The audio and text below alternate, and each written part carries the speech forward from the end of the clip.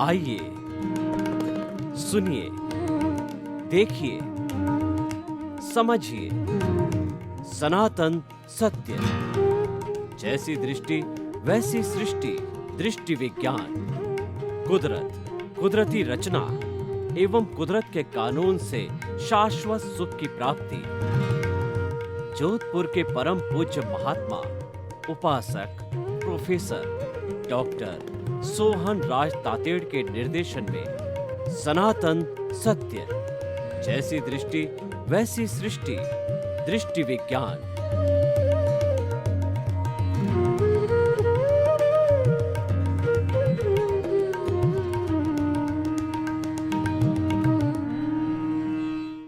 भाई और बहनों, मातृशक्ति को नमन। आज का बहुत सुंदर विषय विदेह की साधना। विदेह किसे कहते हैं कि देह में रहते हुए देह का भान न होना। हम प्रेक्षा ध्यान के अंदर कायोत्सर्ग का प्रयोग करवाते हैं, जिसके अंदर ये ऑटो सजेशन दिया जाता है कि शरीर का एक एक अवयव, एक एक कोशिका शिथिल हो जावे और अनुभव किया जाता है कि वास्तव में शिथिल हो रही है और हो गई है। धीरे धीरे धीरे धीरे लंबे समय तक जो है यह अभ्यास करते करते शरीर शिथिल हो जाता है। और जब शिथिलता की स्थिति पहुंचता है तो लगता ऐसा है कि मेरा शरीर कहाँ चला गया, मेरा शरीर छूट गया। यानी शरीर का भान भूल जाता है व्यक्ति, जबकि वह शरीर के अंदर ही रहता है। तो ये विदेह की साधना है, ये कायोत्सर्ग की साधना है। लेकिन कायोत्सर्ग तो एक लिमिटेड समय में कराया जाता है और विदेह जो होता है पूरे जीवन भर रहता है। और विदेह की साधना कौन कर सकता है कि जिसके पास में ज्ञान हो। ज्ञान सद्गुरु या प्रत्यक्ष ज्ञानी पुरुष के बिना ज्ञान नहीं मिलता है। गुरु बिना ज्ञान नहीं। हमको ज्ञान प्राप्ति के लिए सद्गुरु चाहिए, प्रत्यक्ष ज्ञानी पुरुष चाहिए, उसकी कृपा से, उसके अतिशय से और हमारे जो भाग्योदय से, पुण्योदय से हमको ज्ञान मिलता है। ज्ञान मिलने पर भेद विज्ञान होता है। शरीर अलग, आत्मा अलग है। ये कौन करवाता है? ये ज्ञान करवाता है।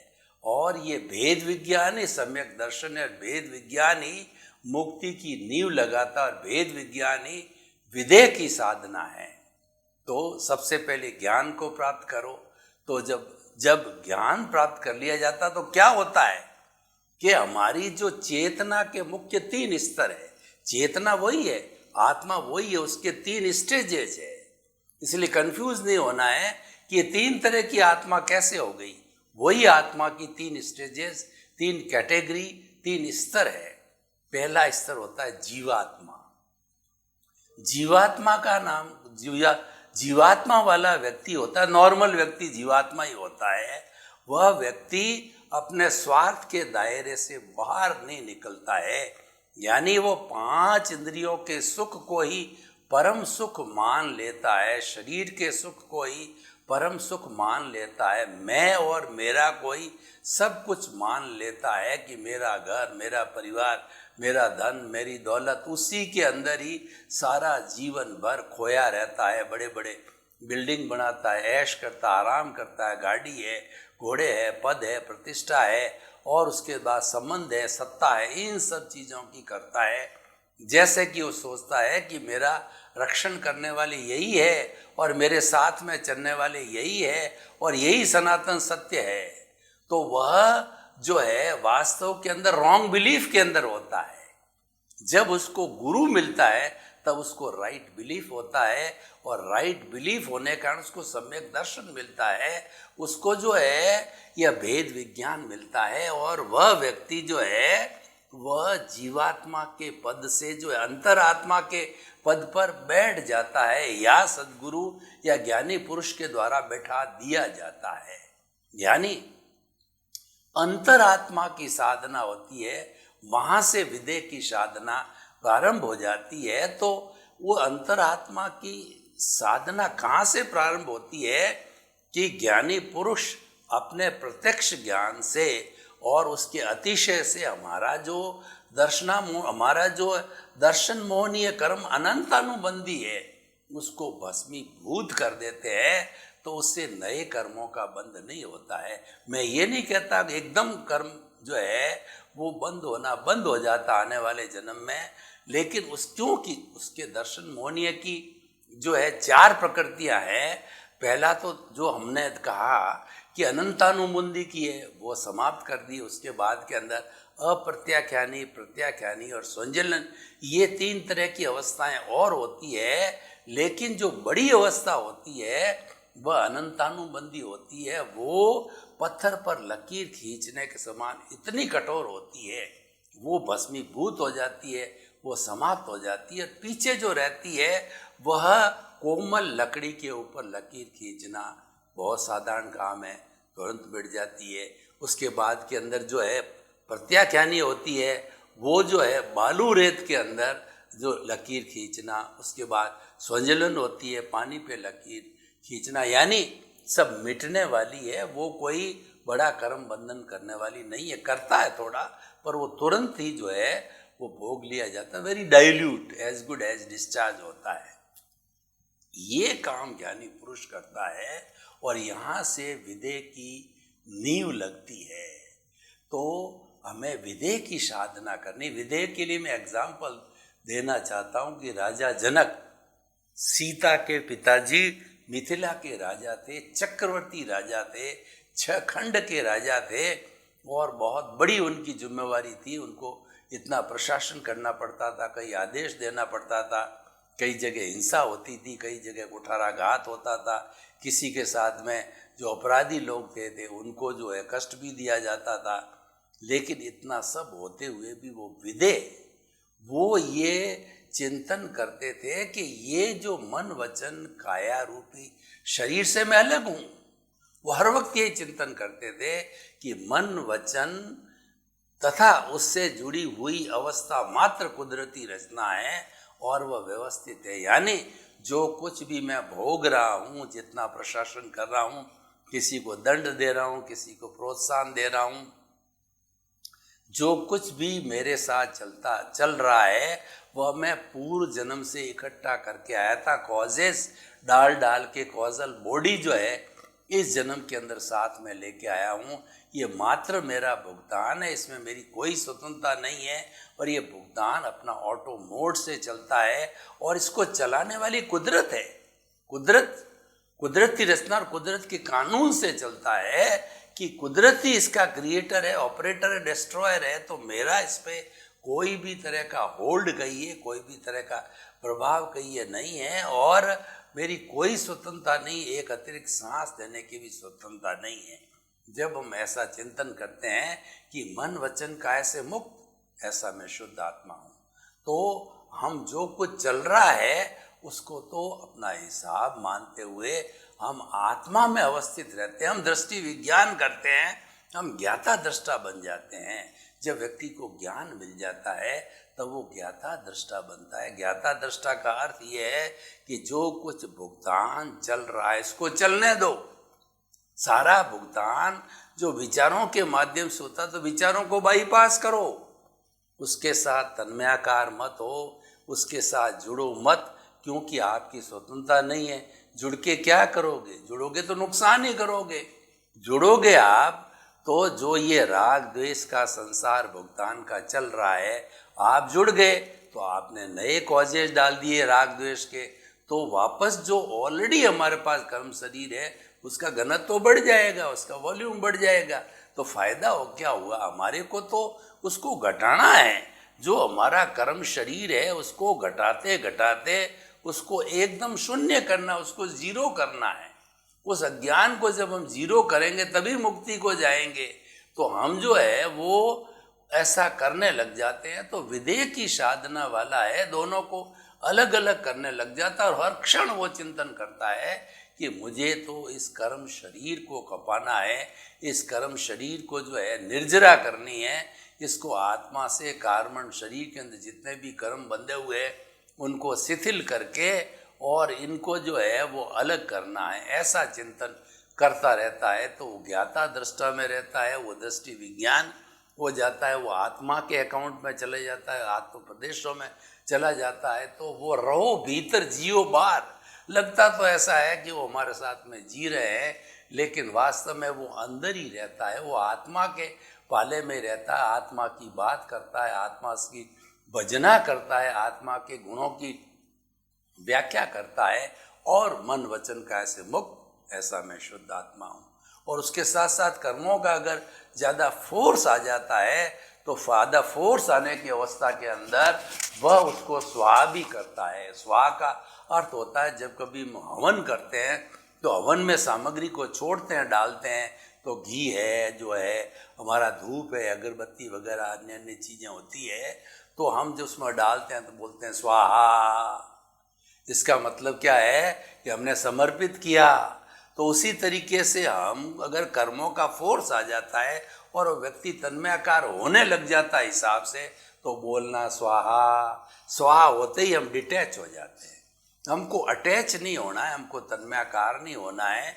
इसको हम क्रमिक भाषा के अंदर जो है आसक्ति कहते हैं, यानी हमको जो भुगतान चल रहा है उसके साथ आसक्त नहीं होना है, उसके साथ जुड़ना नहीं है, उसको तो चलने दो। आपकी कोई ताकत नहीं उसको रोकने की, आपकी कोई स्वतंत्रता नहीं है, आपका कोई होल्ड नहीं है, केवल कुदरत ही वो करती है। तो उसके लिए आपको कोई टांग अड़ानी नहीं चाहिए, बिल्कुल। और जब आप नहीं अड़ाते टांग, तब विदेह की साधना जो है वो वास्तव में चालू हो जाती है। तो हमें जीवन भर विदेह की साधना करनी चाहिए। एक साधक को वो कमलवत जीवन होता है। कमलवत जीवन का ये होता है कि जग माही ऐसो रहो, ज्यों अम्बुज सर माही, रहे नीर के आसरे पर जल छुवत नाही। एक कमल का फूल होता है, वह बिल्कुल जो है जो कीचड़ से ऊपर रहता है और उसका जो मुंह होता है सूर्य की तरफ होता है। तो कमल तो ये सोचता है कि मैं तो जो कीचड़ से बिल्कुल अलग हूँ। कीचड़ क्या समझता है? कीचड़ ये समझता है कि उसका डंठल और जड़ है वो तो मेरे साथ ही है, तो वो तो हमसे अलग कहाँ है, वो ऐसे सेटिस्फाइड है, वो ऐसे सेटिस्फाइड है। तो ये कमलवत जीवन विदेह की साधना है कि आप जियो। आपकी पत्नी समझे कि मेरे पति हो, आपके बेटे समझे कि मेरे पिता हो, और सब अपना अपना रिलेशन समझे, पर आप तो अपने जो है प्रभु से जुड़े हुए हो। भीतर आपके तार है, भीतर वाले प्रभु, भीतर विराजमान शुद्ध आत्मा भगवान से जुड़े हुए हैं। आप ज़्यादा से ज़्यादा भीतर रहते हो, जीते बाहर हो, तो वो कमलवत जीवन है। तो रहो भीतर, जियो बाहर है, ये विदेह की साधना है। और विदेह की साधना को जीवन मुक्त साधना कहा जाता है, क्योंकि उसमें कोई कर्म का बंध नहीं होता है। तो ऐसी सारा कुछ करने के बाद भी राजा जनक के कोई कर्म का बंध नहीं हुआ। और आप अर्जुन को देखिए कि अर्जुन को जो है सारी शिक्षाएं दे करके जो कृष्ण भगवान ने उसको इतना बता दिया कि तू तो जो युद्ध तेरे पे थोपा गया, 18 दिन तक जो है युद्ध चला कुरुक्षेत्र के अंदर, कौरवों पांडवों कितने प्रयास किए गए युद्ध को रोकने के लिए। स्वयं भगवान कृष्ण जो है, जो शांति दूत बन के गए, उसको दुर्योधन ने छलिया कहा, उनका तिरस्कार किया, उनको बंदी बना दिया। लेकिन उसने एक कुछ भी, सिर्फ 5 गांव, एक गांव एक पांडव को माने। तो दुर्योधन ने तो कह दिया मैं तो एक सूरी की अणी जितनी भी जमीन नहीं दूंगा। तो ये युद्ध जो अवश्यम भावी हो गया, युद्ध जो है ये अधर्म पे धर्म की जीत का था। तो ये सारी बातें जब अर्जुन को बताई गई, अर्जुन ने हथियार डाल दिए कि पहले ही दिन कि मेरे सामने जो है मेरे भीष्म पितामह हैं, मेरे गुरु द्रोणाचार्य है, कृपाचार्य है, मेरे भाई है, भतीजे है, और मेरे दादा है, चाचा है, मैं उनके साथ युद्ध करूंगा और ऐसा साम्राज्य पा करके और इन सबको मार करके साम्राज्य पाऊंगा। तो वो मेरा साम्राज्य किस काम का है? कृष्ण भगवान ने कहा तुम्हारे पे थोपा गया, तुम क्षत्रिय हो, पीठ दिखा नहीं सकते हो।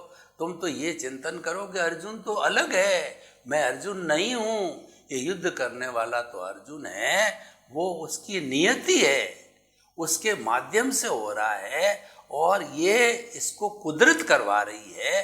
और इसके लिए कुदरती क्रिएटर ऑपरेट डिस्ट्रॉयर है, तुम्हारा जो है कोई 1% भी कसूर नहीं है। इसलिए कितने योद्धाओं को मारा गया, वो अर्जुन को कोई भी दोष नहीं लगा। 18 दिन तक युद्ध चला और आप देखिए उस विदय की साधना से अर्जुन उसी जन्म में मुक्ति को प्राप्त हुआ। जबकि अगर हम हिंसा का हिसाब देखें तो वो नारकी में जाना चाहिए, पर मुक्ति को चला गया। भगवान राम को देखिए, भगवान राम का जो है वो जो राज्याभिषेक होने वाला था, लेकिन नियति कुछ और थी। काल स्वभाव कर्म पुरुषार्थ नियति, और पिछले जन्म का जो हिसाब है वो उसी के अनुसार भुगतान होता है। इसमें तो न तो कोई महावीर, न कोई राम, न कोई कृष्ण, कोई एक्सेप्शन नहीं है। वो तो उनको एज इट इज भुगतना पड़ता है। लेकिन भुगतते भुगतते है वो जो महापुरुष होते हैं वो विदेह की साधना करते हैं, उसके साथ तन्मयाकार नहीं होते, उसके साथ आसक्त नहीं होते हैं। जो भुगतान चल रहा है उसके साथ में जुड़ते नहीं, उसके साथ विदेह रहते हैं।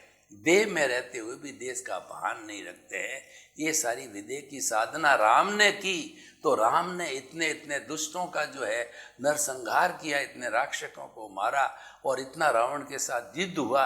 लेकिन उसी जन्म के अंदर वो मुक्ति गए। सीता को भी देखिए, एक सीता ने कितनी अग्नि परीक्षाएं दी, लेकिन वो भी उसी भाव के अंदर विदेह की साधना से मुक्ति को गई। और जब ऐसा जीव जो कि विदेह होता है, जब वो मुक्त हो जाता तब जीव मुक्त कहलाता है, यानी वह जो है मोक्ष में चला जाता है। तो भाई और बहनों, हम क्या कहना चाहते हैं कि विदेह की साधना हमारे पास में एक रोल मॉडल है और ये हमें करने का अभ्यास करना चाहिए। और जब आप अंतरात्मा के पद पर बैठ जाते हो तब आपकी पृष्ठभूमि क्लियर हो जाती है, आप उसके अधिकारी हो जाते हो करने के लिए। परंतु उसको सतत करने के लिए आपके पास में प्रीति, जागृति और अनुभव चाहिए। यानी आपको जो है वो ज्ञानी पुरुष ने जो है अंतरात्मा के पद पर तो बिठा दिया। अभी परमात्मा नहीं बने हो, परमात्मा बनने का लक्ष्य तुम्हारे भीतर बिठा दिया, प्रतीति बिठा दी कि तुम तो परमात्मा स्वरूप शुद्ध आत्मा भगवान हो।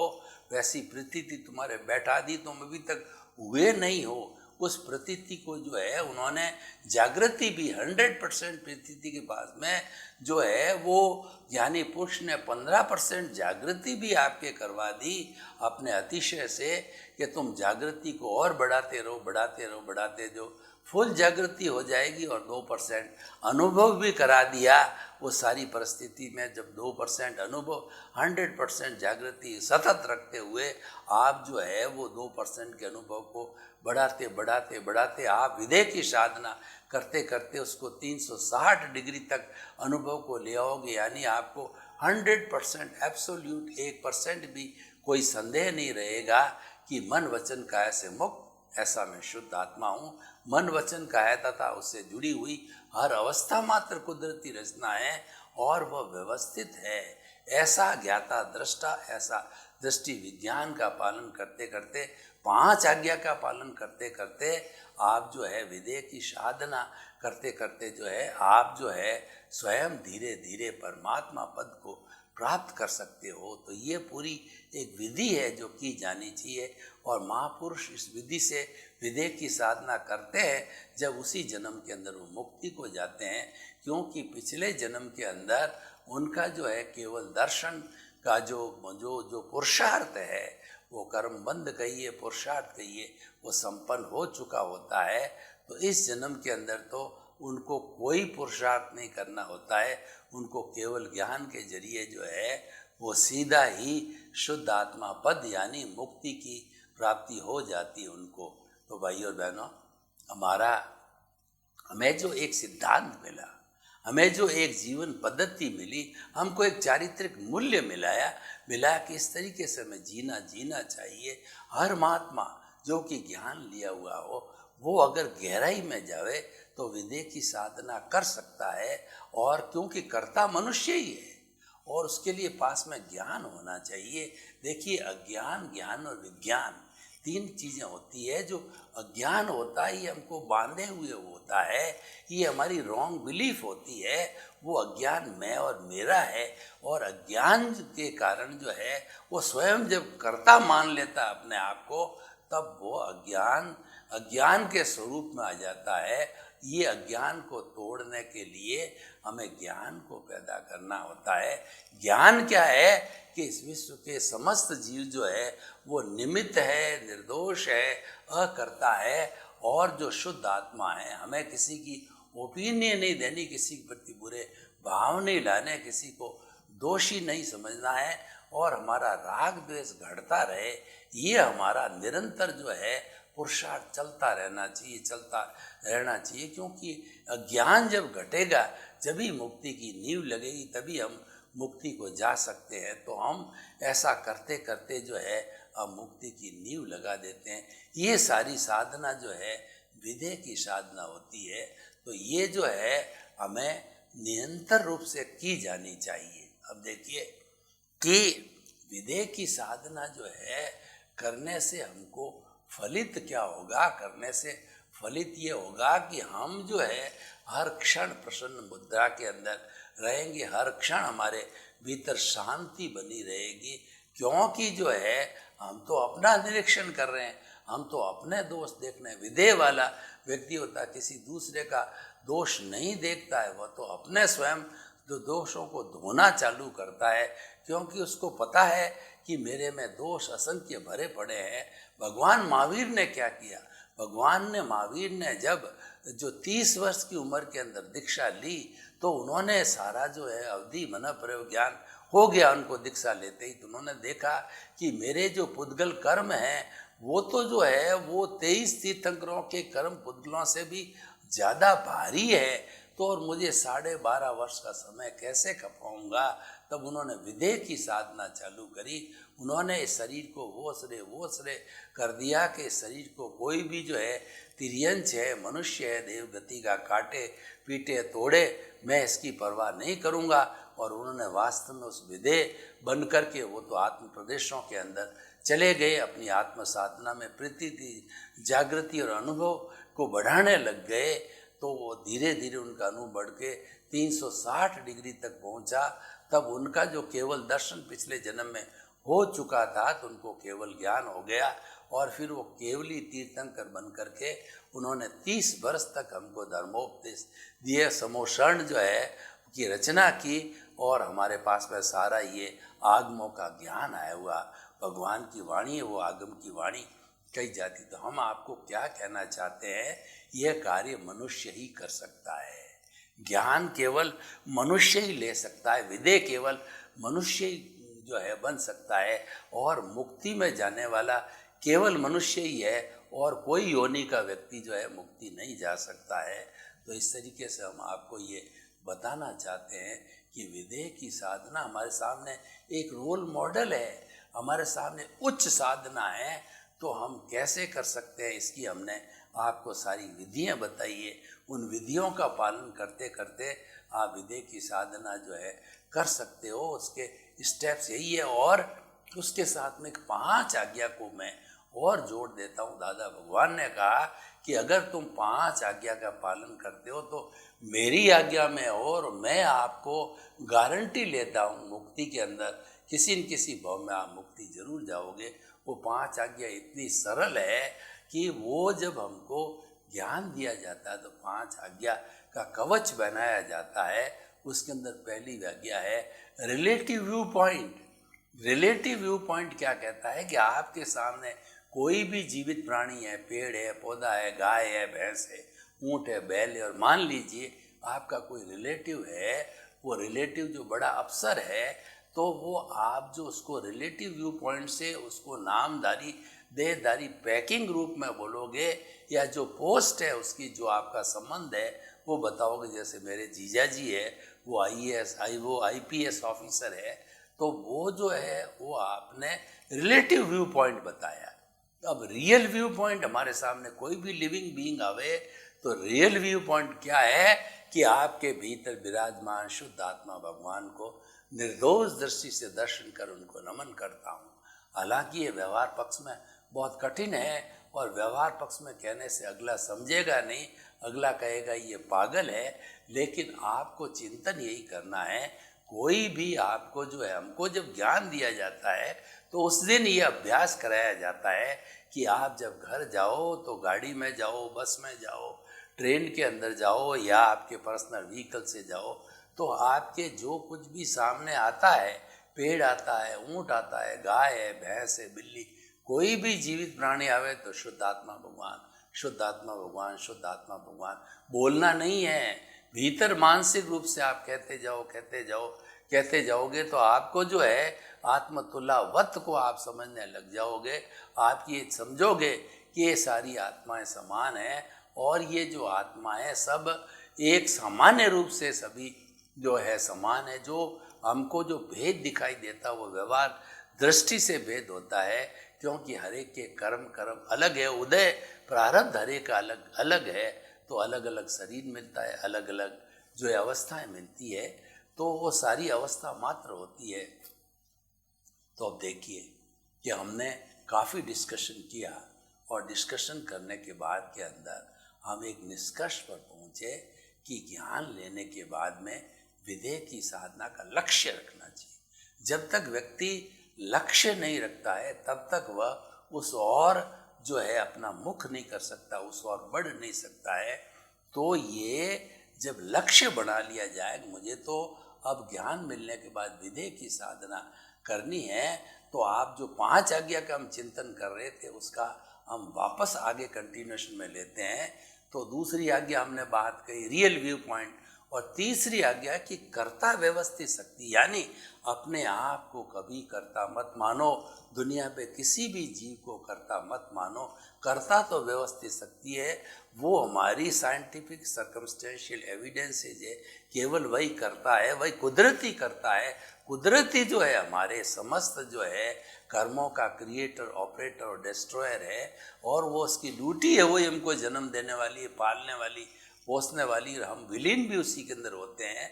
तो वह जो है हम उसके ताबे आ गए, तो ताबे आने के बाद के अंदर जैसे वो हमको जो खिलाएगी नचाएगी वैसा हमको नाचना पड़ेगा, क्योंकि हम तो उनके हाथ की कठपुतली है, हम हमारे हाथ के अंदर कुछ भी नहीं है, क्योंकि हम कर्ता बन ही नहीं सकते। और भ्रांति से आपने अगर कर्ता बन दिया तो उसके बहुत बड़े पनिशमेंट आपको भवांतर के अंदर जो है योनियों में भटकते आए हो, तो उस और योनियों में आप संसार को बढ़ाओगे और भटकते रहोगे, तो वो तो बहुत बड़ा नुकसान का काम हो जाएगा। तो हम आपको ये बताना चाहते हैं कि हम इस तरीके से 5 आज्ञा में तीसरी कर्ता व्यवस्थित शक्ति है, बहुत अच्छी तरह समझना। और मैं इस पर थोड़ा सा प्रकाश डालना चाहूँगा कि दादा भगवान जिसने कर्ता व्यवस्थित शक्ति है ये सूत्र दिया, 5 आज्ञा दी, तो ये जो भरत जो है भगवान ऋषभ के पुत्र थे, बहुत पुरानी बात भगवान ऋषभ के समय की बता रहा हूँ। तो वो भगवान जो चक्रवर्ती थे भरत, उन्होंने अपने पिताश्री जो ऋषभ भगवान से निवेदन किया कि आपने मेरे 99 भाइयों को तो दीक्षित कर दिया, साधु बना दिया, वो तो मुक्ति में चले जाएंगे, लेकिन मैं तो चक्रवर्ती हूँ, हिंसा करता हूँ और कई तरह कार्य करता हूँ, मैं शासन चलाता हूँ, तो मेरी मुक्ति कैसे। उन्होंने कहा कि तुम्हें मैं एक फ्लाइट दूंगा, तुम्हें मैं एक जो है वो लिफ्ट दूंगा, तुम्हें एक लॉन्ग जंप बताऊंगा, हाई जंप बताऊंगा कि तुम उसके मारते ही जो है सीधे मुक्ति को चले जाओगे। तो उन्होंने उनको जो है ये अक्रम विज्ञान दिया, और दादा भगवान उस समय उनके साथ में सहयोगी जीव थे। उसके बाद में वो तो भरत जी तो मुक्ति चले गए, और ये 10 लाख वर्ष तक ये दादा भगवान का जीव ये चिंतन करता रहा कि आखिर इस सृष्टि का नियंता कौन है, इसको चलाने वाला कौन है। तो जब 1958 में 50 वर्ष के थे, तब जो उनको ये भादरण के रहने वाले थे गुजरात के अंदर, AM पटेल इनका नाम था, कॉन्ट्रैक्टर का काम करते थे, लेकिन उनको जो 58 वर्ष की अवस्था में सूरत के तीसरे प्लेटफॉर्म के ऊपर जब ये ज्ञान का उदय हुआ कि कर्ता तो व्यवस्थित शक्ति है, तो उन्होंने ये सम्यक ज्ञान दिया। पहली और दूसरी आज्ञा वो सम्यक दर्शन है, और तीसरी आज्ञा जो है कर्ता व्यवस्थित शक्ति, ये सम्यक ज्ञान है। ये बहुत बड़ा ज्ञान हो जाता है, तो उससे हम कर्ता भाव भूल जाते हैं, और हमारे कर्ता भाव भूलने का अर्थ ये हुआ कि हमारे एक नए कर्मों का बंधन एकदम रुक गया, और पूर्व के अंदर बंधे हुए घर में बर्फ की शिला की तरह पिघलते रहेंगे, और जो उनका डिस्चार्ज होते होते वह कुछ भवों के अंदर समाप्त हो जाएगा। तो इस तरीके से पूरा हम विदेह की साधना कर सकते हैं। सर्वे भवन्तु सुखिनः, सर्वे सन्तु निरामया। लोक के सब जीवों को सुख मिले, शांति मिले, आनंद मिले, प्रेम मिले, सुकून मिले, और सब जो है वसुधैव कुटुम्बकम के सदस्य रहते हुए भाईचारे के साथ में, भ्रातृत्व के साथ में सब हिलमिल कर रहे हैं। आपके प्रति मंगल भावना